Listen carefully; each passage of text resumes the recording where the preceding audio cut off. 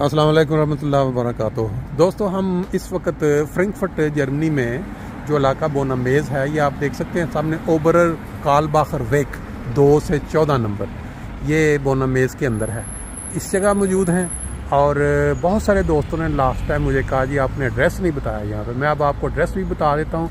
और इसकी दुकान की सामने फैमिली मार्केट, जब आप गूगल में लिखते हैं फैमिली मार्केट गाजी, ये बोनामेज़ में, और स्ट्रीट यहाँ हाल्ट स्टेले भी इसका बुस ये लिखा भी हुआ है बोनामेज़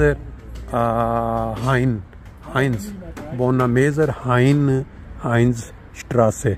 ये इसका जो स्टॉप है 27 नंबर 28 नंबर बस का, वो भी है।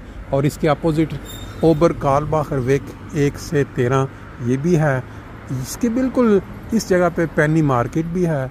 और यहाँ ये है वो सामने तंदूर जो ताज़ा कर देता है हमारी वो यादें। जब हम पाकिस्तान में, आपको याद होगा गर्मियों में लोग अपने अपने घरों से आटा लेके जाके बैठ जाते थे तंदूर वाली के पास कि अब हमारी बारी जो है वो कब आएगी।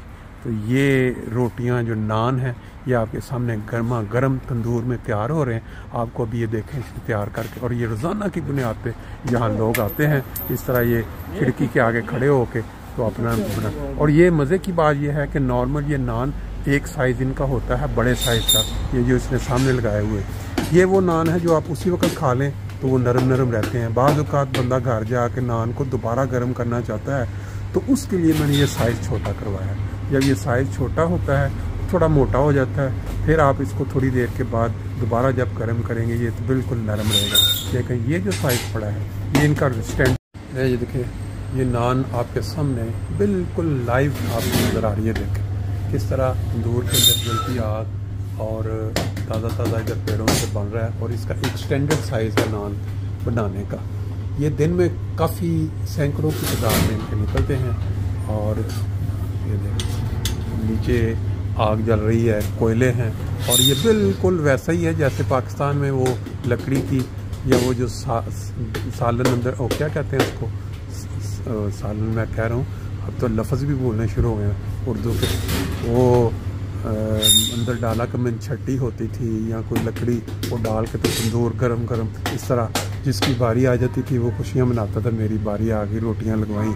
और फिर घर जाके अब गर्मा गर्म कभी वो क्या कहते हैं ठंडी लस्सी के साथ कोई अचार, और कभी कोई दाल, और कभी टिंडे, कभी कद्दू, कभी करेले, इस तरह की चीज़ें। और यहाँ जर्मनी में रहते हुए ये चीज़ें मुयसर नहीं होती।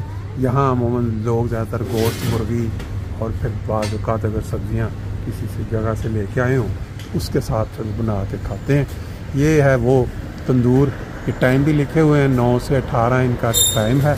और इसके बिल्कुल सामने जो है वह सड़क काफ़ी रश वाली सड़क है, ओबरर कालबाख वेक।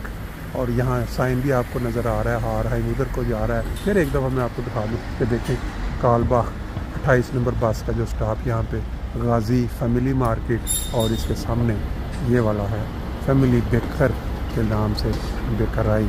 तो ये अगर किसी बंदे को नान ताज़ा ताज़ा जो आपके सामने लाइव लग रहे तंदूर में चाहिए हो, इसमें ब्राउन आटे के भी होते हैं और वाइट के भी। और फिर इसकी एक और चीज़ मैं आपको बता दूं, अगर आपने एक लेना, पहले ये 50 सेंट का होता था, अब इन्होंने कर दिया 60 सेंट का।